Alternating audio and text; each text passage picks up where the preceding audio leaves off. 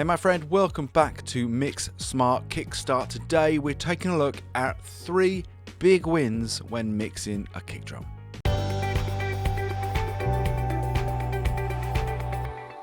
We want a kick drum to have plenty of oomph that's going to hit the listener in the chest. We want some attack too that's going to help that kick come through the mix. Possibly a little bit of clickiness as well if you're working on a metal track. But we certainly want that kick to have that low end power. So first off, I'm going to reach for an EQ. I'm going to dial in some of that low end with a very simple plug-in. This one, Neve emulation called Burnley 73 from Sonomus. I personally find this plugin really effective on the low end. I don't know why, it just seems to edge every other Neve emulation I have when dealing with kick and bass. So dialing in a 60 or 110 boost on this Neve emulation is going to give you plenty of that oomph. When it comes to the attack and presence, I'm looking around 2 to 4K, doing a bit of a sweep on this emulation. I've settled at 3.2K.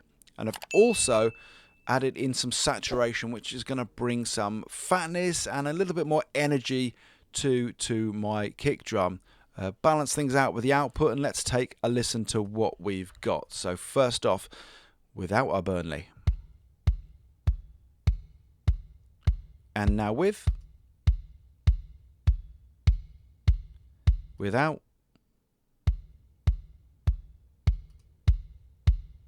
So we've brought in some of that low end oomph. We've also brought in some of that attack and a little bit of that sweet saturation too. Next up, I'm bringing up a stock EQ, and I'm going to do what I call the cheap sound sweep. Anywhere between around 200 Hz to 1K, and you're listening out for something that just doesn't sound very premium. Let me give an example of what I mean. So here's a nice super solid kind of premium sound, I would describe it as, boosting around 100. Let's do that sweep.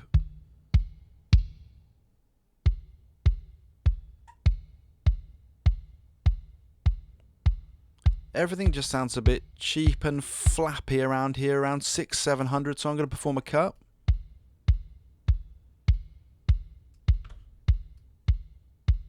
And what you're listening for when you make this cut is for the sound to clean up and sound more premium with that cut engaged. I've also brought in a high pass and low pass filter. The high pass dialed in around 25 Hz, so just getting rid of that really low sub stuff which is going to tax my compressor.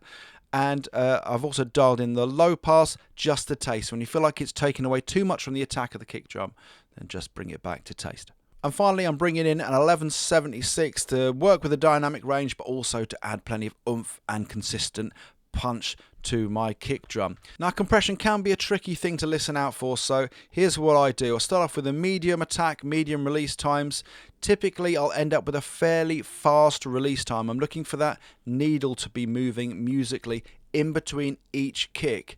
When it comes to the attack, what you want to listen out for is when you're speeding up the attack. If you start to take the life out of the kick drum, then you're attacking the compression too hard. So dial it back until you hear the life coming back into your kick drum, and that's a great way to listen out for the compression. So let's take a listen without and with.